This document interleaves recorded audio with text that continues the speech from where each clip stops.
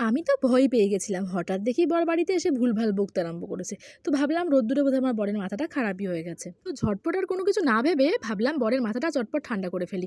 আর সেই জন্য দেখো কাঁটাপোনা মাছ নিয়ে নিয়েছি, পরিমাণ মতো নুন আর সামান্য একটু হলুদ গুঁড়ো দিয়ে কিন্তু ভেজে নিচ্ছি চটপট।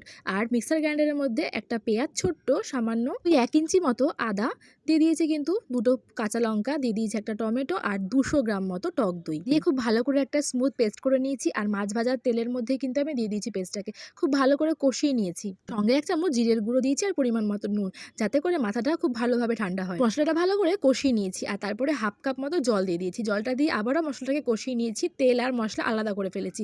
তারপরে দেখো বেশ কিছুটা জল দিয়ে দিয়েছি আর ভেজে রাখা মাছগুলোকেও দিয়ে দিয়েছি। দিয়ে কিন্তু আমি 5 মিনিট মতো ফুটিয়ে নিয়েছি আর নামানোর আগে ঘি আর গরম মশলা গুঁড়ো দিয়ে নামিয়ে দিয়েছি। চলো ঝটপট বরকে গরম গরম ভাতের সঙ্গে রেসিপিটা সার্ভ করে দিই। তো বন্ধুরা, তুমিও যদি আমার মতো বরের মাথা ঠান্ডা করতে চাও আর কি লাঞ্চে, অবশ্যই রেসিপিটা সার্ভ করো। আজকের মতো টাটা।